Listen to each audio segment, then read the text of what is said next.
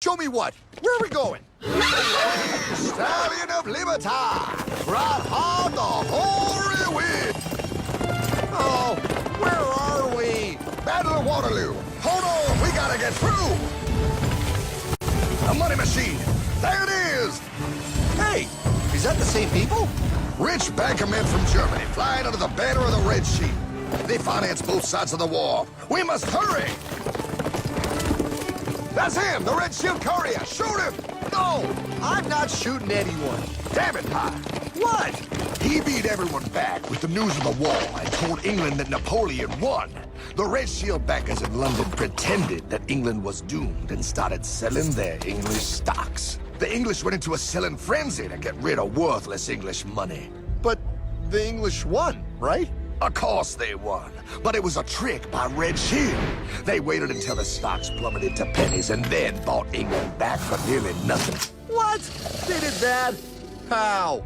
When the English leaders found out, they had no choice but to give themselves over to the Red Shield. Their money was gone and they were slaves to the Red Shield war debt. Since that time, the English have been paying their national taxes directly to the Red Shield private bankers. The people have no idea. But the bankers bragged about what they did to us, laughing at us all the way to the bank. Why, it's the best business I've ever done. If I can control a nation's wealth, I care not who makes its laws. Oh, is this what Jefferson wanted to show me? No, Pyle. Look. They're in America, too? The Red Shield banks are here, Pyle. Seeking a way to conquer our American dream. The dream you have, Pyle. The dream of free men. They tried to take over our country many times and failed because Jefferson and the Patriots vowed to stop the evil tyrants at all costs. By authority of eternal God, he would not let the bankers win here. To preserve our independence, we must not let our rulers load us with perpetual debt. We must make our choice between economy and liberty or profusion and servitude. Wow. I place economy among the first and most important of Republican virtues, and public debt is the greatest of the dangers to be feared. It is incumbent on every generation to pay its own debts as it goes. We must have a central bank to secure this country's finances. If the American people ever allow private banks to control the issue of their money, first by inflation and then by deflation, the banks and corporations that will grow up around them will deprive the people of their property until their children will wake up homeless on the very continent their fathers conquered. Jefferson, you're mad. This country will have a central bank. Who's that? America's first Secretary of Treasury. Alexander Hamilton? Not for long. Aaron Burr, Thomas Jefferson's vice president. They didn't take too kindly to our first Sec Treasury. Sweet shot, Burr. The first attempt at a central bank only lasted 20 years and we shut it down. But the bankers tried again against Old Hickory President Andrew Jackson.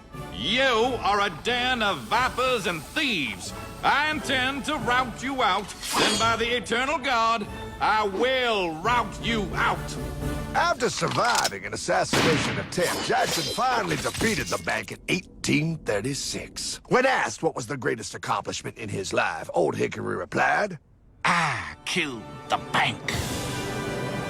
And those were his last words.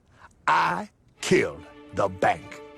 And with real money backed with real gold, our country experienced the greatest boom in any nation's history. Oh, it was beautiful, pal. But the bankers, greedy for more power and wealth, were concocting their most ambitious plan yet to once and for all take control of the finances of the United States. In 1910, a secret meeting was held at the J.P. Morgan estate on Jekyll Island off the coast of Georgia. This meeting was so secretive, so concealed from government and public knowledge that the 10 attendees used code names. I am clearly the richest man, so I should be the one to run the super-secret central bank. I own all the oil in America. I'm clearly richer than you will ever be, hula girl. I should run the super-secret central bank. You're nothing compared to me, Lube Job. I shall run the secret bank. Silence! Supreme Master Leader, I didn't know you were gonna be here. I'm not. Neither are you, dumbass. Oh, yeah, right. He's so smart. None of you shall run the bank.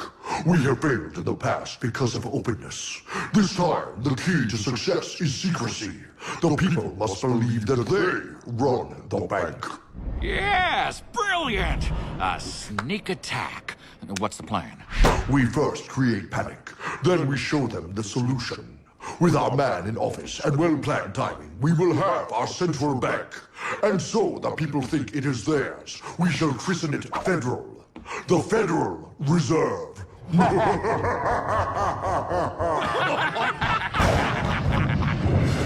They struck on December 23rd, 1913. When most of our Congress were at home eating fruitcake, these bastards, I mean bankers, presented their treasonous act to their newly elected accomplice, Woodrow Wilson, who had fortuitously already agreed to sign it before he was even elected. Wait, the IRS? I thought we always had the IRS. No, pal. They did this to us too. The Fed now has the exclusive power to print America's money.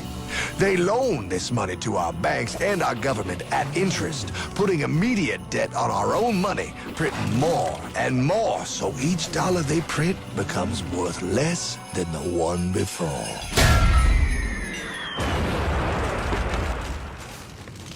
Merry Christmas.